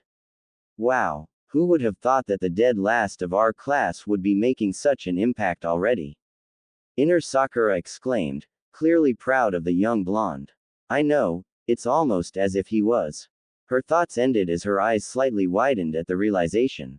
He's been hiding his true potential all along. But why? Maybe we should follow him and find out just what he does. See how he trains, and maybe what his body looks like under that coat. Inner suggested with a lecherous grin, causing Sakura to blush slightly before shaking the thoughts away. I agree on seeing how he trains, but I will not give up on Sasuke-kun. The Pinkett vehemently defended her love for the raven-haired emo, casting her gaze over at the team's resident emo. For the most part, Sasuke didn't care of any of the scenarios painted out for him. It wasn't his problems what others did. Would you like to join me for lunch, young Uzumaki? Shijimi inquired with a smile as Tora jumped to her shoulders and draped her body across the back of the woman's neck. And I know just the place. Unfortunately, Kakashi interrupted before the blonde could answer. Naruto has training he needs to do to improve his taijutsu. But Sasuke is free. As I recall, you dismissed your team. Shijimi pointed out with a stern look, forcing the masked Jonin to take a step back. And I would much rather have a private lunch with the young man who was able to discover my mission's hidden objective. I would be happy to accompany you, Shijimi Dono. Naruto answered, earning another glare from his sensei. Though this time, Kakashi wisely kept his mouth shut. Very well, let us be off then. The wife of the fire daimyo stated as she led the blonde out of the office. Ichiraku's. To be honest Shijimi Dono, I wasn't expecting that you would want to get some ramen. Naruto stated, a little surprised that a woman of her stature would want to come to such a quaint business. Not that he minded. Though this is the best ramen in the entire elemental nations.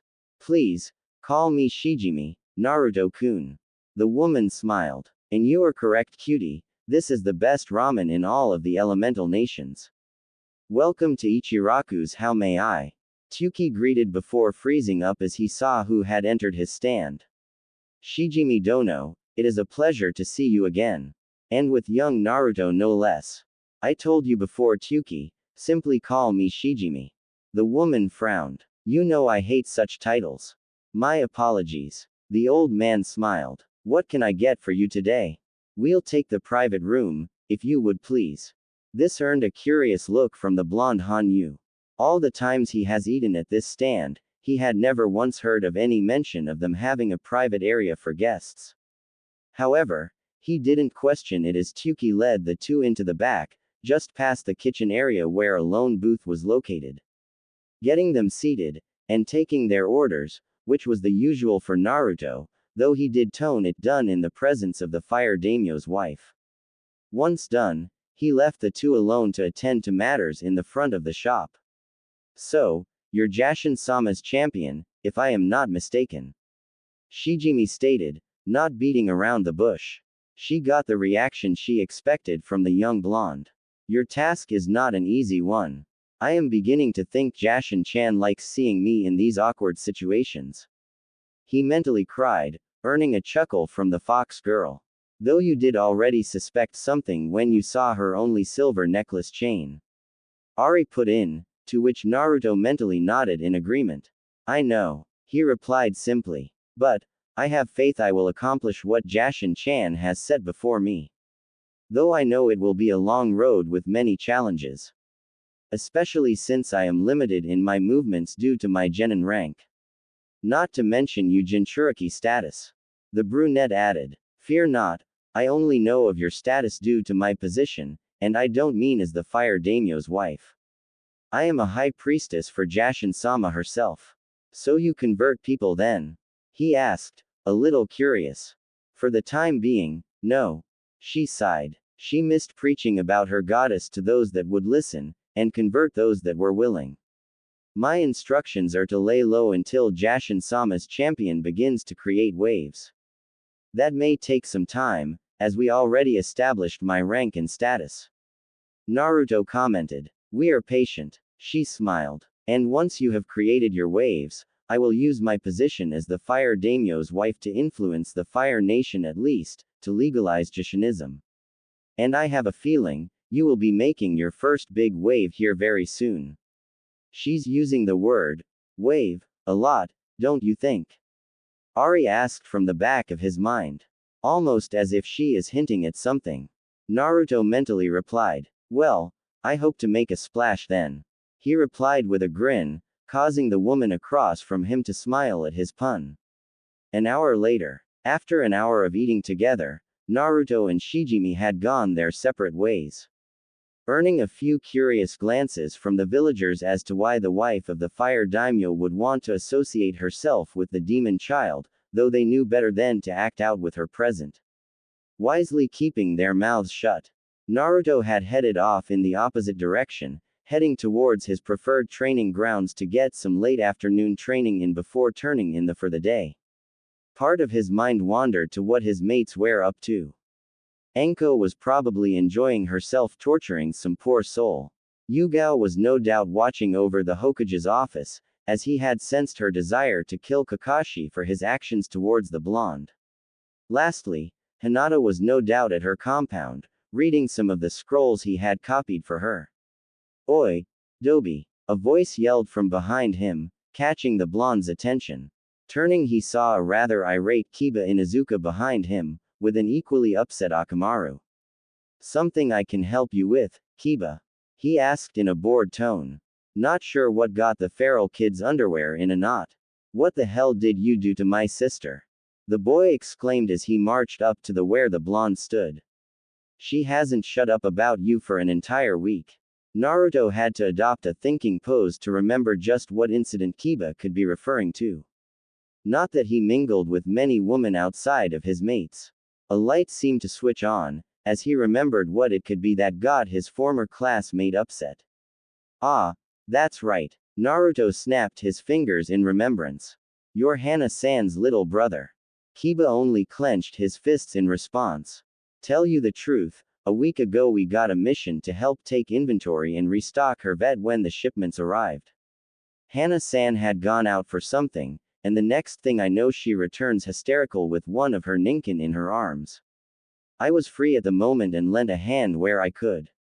Turns out, her ninkin got bitten by a snake, and they couldn't figure out what anti-venom to give him, since she didn't see the snake to identify it. Fortunately, I was able to identify it by scent and we were able to give her ninkin the correct anti-venom. After that, Hana-san and I just talked to calm her down. Naruto finished with a shrug. That's all that happened. I swear to Kami, loser. Kiba balled up his fist, trying to intimidate the young Hanyu, and failing. You better stay away from my sister, or else. First off, dog breath, Hana-san is old enough to make her own choices on who she wants to be around. Naruto stated, earning a glare from the boy. Secondly, you already know I am with Anko-chan and that both her and I absolutely despise those who are disloyal. Anyways, I am off to train. Not giving the feral boy time to respond, Naruto jumped off onto the roofs and made his way towards the forest of death. Unfortunately for the Inuzuka boy, he failed to notice his big sister behind him looking rather upset. With Naruto, you seem to have gotten someone's interest. Ari commented as she sensed a familiar chakra signature following them. Let her follow, maybe it may kick her in the SS to take her training up a notch. The blonde mentally replied. After about 15 minutes of hoping along the rooftops of the village, the blonde Hanyu and his not-so-hidden follower arrived at the edge of the forest of death. Not wasting any more time, Naruto began jumping through the trees, opting to take a less hazardous route due to the one following him. His would-be stalker hesitated for a moment before taking off after him. Keeping her distance to avoid being detected, but at the same time not losing sight of where he was going. Little did she know that he already knew she was there. It didn't take long before Naruto arrived at the center of his favorite training ground. Knowing he only had a handful of minutes at most before his follower would arrive, he quickly set to work creating a couple hundred of clones and set them to train in an assortment of things. From tree walking to sparring on the lake's surface. About a dozen more were practicing his shadow and darkness manipulation, while the last couple hundred were focusing on throwing kunai and shurikens. Seeing his clones in position, Naruto quickly melded into the shadows and awaited his follower. With Sakura, the pinkett bounded through the trees. She had saw her blonde teammate leap through. A short distance in front of her, she could hear the sounds of grunting and weapons colliding. In the back of her mind, she was a little concerned for the blonde, not that she would admit it out loud. Increasing her pace, she quickly bounded through the trees until she could see the clearing. Letting out a gasp in surprise, he hid herself behind the tree she was on, which was a few lines back from the training ground where a small army of Narutos were training. How can he create so many? Sakura asked herself mentally. Imagine him using that in the bedroom. Inner pervertedly commented with a snicker. Sakura immediately blushed at the implications and formed a small nosebleed before shaking such thoughts from her head. Damn it, Inner, we're here to see how he trains. The pinkett mentally ranted. I love Sasuke-kun. Not this blonde twerp. Sasuke-kun probably trains a lot harder and has more muscles. Her thoughts were derailed as a few of the clones had removed their jackets and shirts, exposing just how muscular the blonde really was. If she was being honest with herself, the pinkett would have to admit that Naruto was well more defined than Sasuke was. However, if she were honest with herself, she wouldn't have her inner self pointing out the obvious comparison between the two. You were saying, Inner chuckled to herself. Just imagine, feeling up those rock-hard abs of his. Another mental image assaulted the poor girl's mind, causing her to blush up a storm that would have put Hinata to shame during her earlier days. No, Sasuke-kun and I are meant to be together. Sakura mentally screamed. Why are you pushing so hard for Naruto now? You love Sasuke-kun too.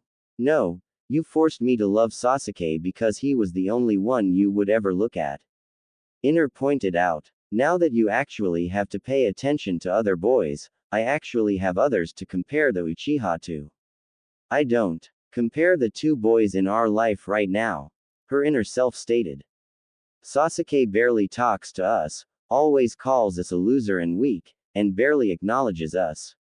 Whereas Naruto-kun has been civil towards us, and has even given us tips to improve ourselves. So caught up in her inner dialogue, that Sakura didn't notice a large shadow looming over her until the last second when a gurgled sound alerted her that something was behind her. Turning, she saw Naruto with his black blade thrust into the throat of a horse-sized tiger-like beast, causing her to gasp in surprise. You know there is a reason they call this place the Forest of Death, right? Naruto asked, as he allowed the body of the beast to fall out of the tree. You know, if you wanted to see me train, all you had to do was ask instead of following me. Kind of makes you look like a stalker, you know. Sakura was dumbfounded, while her inner self was laughing her as off inside her mind.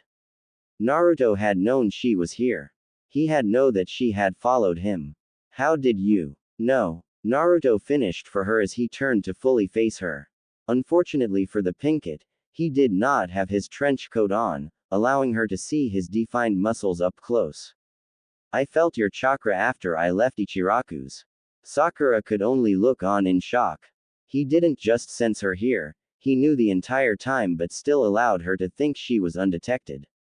However, she was broken out of her thoughts when he felt him wrap his arms around her.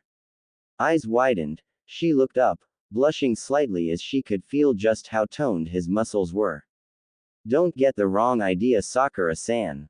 He replied as they both sank into the shadows, only to arrive in the training ground before he let her go. It's merely more comfortable to talk down here. Moving a short distance away from her, he watched over his clones that were sparing, seeing if there were any holes in his techniques from an outside perspective. Pleased that he couldn't see any. It appeared that Anko's hubby style and Aries Kitsune style worked flawlessly together, helping to cover any openings the other may have. How can you make so many clones? And how come they look solid? Sakura finally asked, shaking off the experience she just felt from her first time traveling through the shadows, which was something she was still a little confused about. With darkness, she expected it to feel cold and foreboding, not warm and inviting that she experienced. Well, I have an insanely large chakra reserve. The blonde answers. As for the second question, they are not just clones, but solid shadow clones. You see, because of my large chakra reserve, it made doing normal clones impossible. So Anko-chan taught me the Kage Bushin no Jutsu. But what's the purpose of having them train? She asked as she gazed at all the clones doing various training exercises. It's not like their memory can just transfer to you. Naruto only quirked an eyebrow at this with a grin, causing Sakura's mouth to drop open. They can. That's the secret behind the Kage Bushin no Jutsu. The blonde grinned. When it comes to things like chakra control, jutsus, and even learning from scrolls and books, all memories are passed to me once they dispel. The drawback, is you can't dispel more than a handful at a time, otherwise you run the risk of overloading your brain, which could result in death. Main reason why this is a forbidden jutsu to use. Then how come you are using it if it's forbidden? I have permission from the Hokage to use it, due to my situation with normal clones. Naruto replied, before he chuckled a little, getting the Pinket's attention. I've used the clones to speed up my practical training. Only thing they can't do is help with conditioning the body, though they do transfer muscle memory. Which is why I am having some throw shurikens and kunais at moving targets. He gestured towards a batch of clones that were flinging said weapons at a swinging target from one of the branches. Though what caught Sakura's attention were the clones running up and down the side of the tree. What are they doing? She asked, pointing towards the clones that had got her attention. Tree walking, he answered before looking to her, to see her awe-struck face. You don't know how to do it? Sakura could only shake her head. Sure, she had taken her training more seriously than before, but she hadn't seen anyone use this ability before. Come, I'll teach you. He gestured towards a nearby tree. Unsure of what to do, Sakura hesitated a moment before following her blonde teammate. All the while her inner self was taunting her that her precious Sasuke wouldn't even take the time to give her a decent answer, let alone help her train. Okay, first off you need to apply chakra to your feet so that you can stick to the tree. He began his explanation. Now too much, and you will push yourself away from the tree. Too little, and you won't stick. Understand? Sakura nodded her head, and placed her foot on the tree trunk, sliding it up and down until she found a perfect mixture of chakra that allowed her foot to be stuck in place. Taking a deep breath, she placed her other foot on the tree and slowly began to walk up the tree. Slowly, she made her way up the tree trunk, with each step her confidence growing. Perhaps a bit too much as she lost concentration and began to slide down the tree. In a moment of panic, she applied too much chakra, and repelled her from the tree altogether. The next thing she knew, she was in the arms of Naruto, with a severe blush on her face. Are you alright? He asked as he set her back down on the ground. The Pinkett could only nod, not trusting her own voice right now to betray the thoughts racing through her mind. You did good for your first try. A lot better than I did. Naruto stated. Keep it. Once you master this, I will teach you water walking. Once again, Sakura nodded and approached the tree. Don't worry. I will be here to catch you. He reassured her. Earning another nod, the pinkett set off up the tree once more. A few hours later, Sakura was tired and sweaty.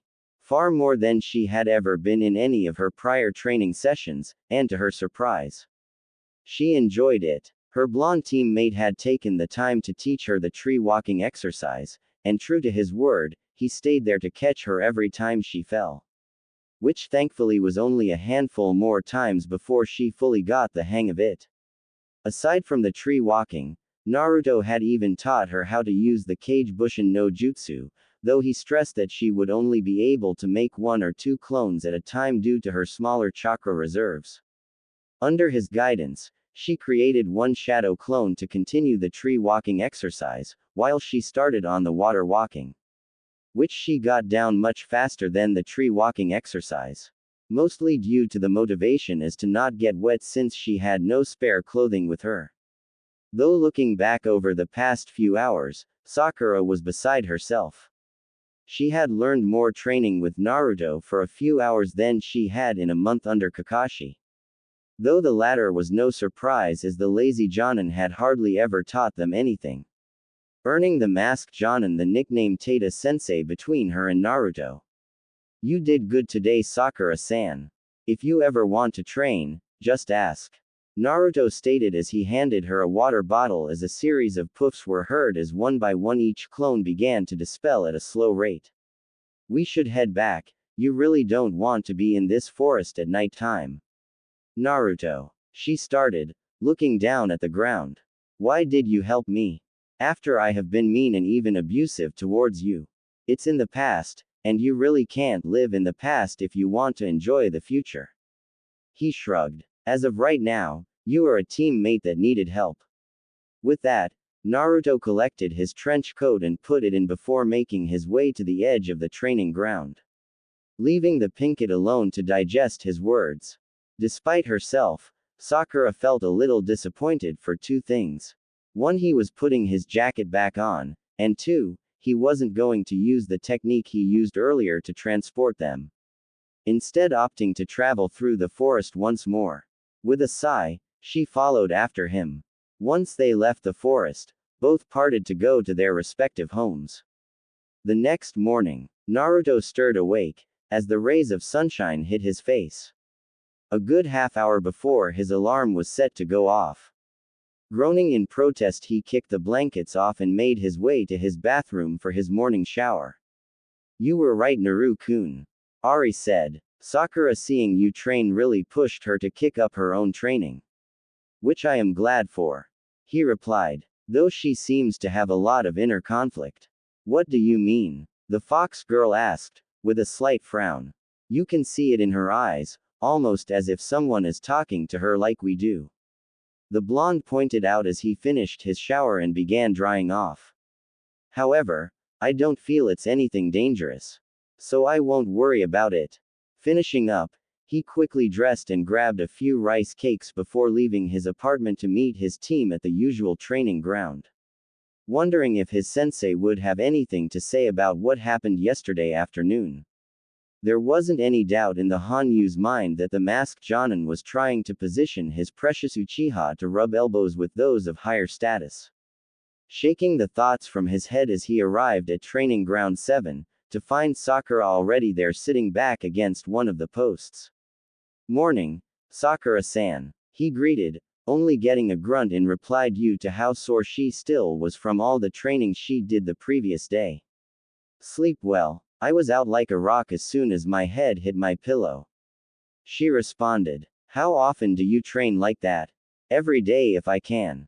He replied with a shrug, as Sakura looked at him in shock. Every day? She questioned. Yup. Sometimes I even spar with Anko-chan, who is also of Jonin rank. He grinned. And she doesn't hold back. Lost count how many times I got bitten by one of her snakes. Like a woman would make a good sparring partner. The Uchiha sneered as he walked onto the training ground, earning a glare from Naruto. I bet the only thing that whore is good for is to spread. Sasuke couldn't finish his sentence as a powerful killing intent flooded the training field, erupting from the young blonde who had a look of barely restrained fury in his eyes, causing the raven-haired emo to drop to his knees. Surprisingly, Sakura was unaffected by it as Naruto was focusing it all on the Uchiha. I would not finish that sentence if I were you, Uchiha. Naruto stated in a low, cold voice. One that promised unimaginable pain if not heeded. Either due to shock, or due to still recovering from the killing intent that the blonde had unleashed, Sasuke remained silent for the next few hours until their sensei arrived. Yo! Kakashi greeted as he appeared in a puff of smoke on top of one of the training posts. Half expecting to get yelled at for being late. Instead he was met with silence. Sasuke was brooding against one of the remaining posts, while Sakura was reading a scroll of some kind that the masked Jonin couldn't identify, though it looked like basic fuinjutsu, though he shrugged it off. On the other side was Naruto, reading a book. Morning, my cute little genin. I smiled, this time actually getting their attention. Late as always, Tata-sensei. Naruto commented, earning a frown from the silver-haired sensei. Though he didn't miss Sakura attempting to hide a giggle. You should have declined the fire daimyo's wife yesterday, Naruto. Kakashi stated in disappointed. I can only imagine how you made a fool of yourself in front of her in private. Then you must have a really good imagination. Maybe you should write a book, Tata-sensei. Naruto quipped without missing a beat. And as a matter of fact, we simply had a nice lunch at Ichiraku's, her choice, before you accuse me of anything. What did you two talk about? Sakura asked, genuinely curious. Though Naruto could see that Kakashi wanted to know as well. Religion mostly, and our thoughts on faith in general. The blonde replied honestly. Turns out, Shijimi Dono and I share very similar views on the subject. Kakashi only shook his head and decided to drop it altogether. Anyways, let's report to the Hokage's tower to get some more missions. He stated, earning a duo of groans from both Sakura and Sasuke.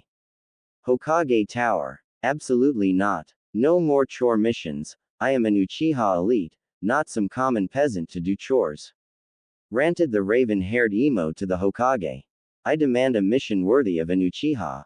So when is Tata-tem going to lecture the Uchiha brat about talking above his station? Questioned Ari from the back of Naruto's mind as he watched the scene unfold. Unaware that the Hokage had similar thoughts. Probably when he gives up that smut he reads. Naruto mentally commented. Ah, so never. The fox girl replied dryly. Pretty much. Genin Uchiha. Hiruzen had enough of the boys ranting, and for the second time this morning, the last Uchiha was feeling the effects of killing intent being focused upon him. You dare command your Hokage? Sasuke could say nothing as he broke out into a cold sweat. You will do missions as I command. Hiruzen continued. You are lucky that I don't assign you 6 months of D-rank missions for your disrespectful outburst. With all due respect, GG, we could use a harder mission. Naruto decided to speak up after the old man had reined in his killing intent and sat back down behind his desk.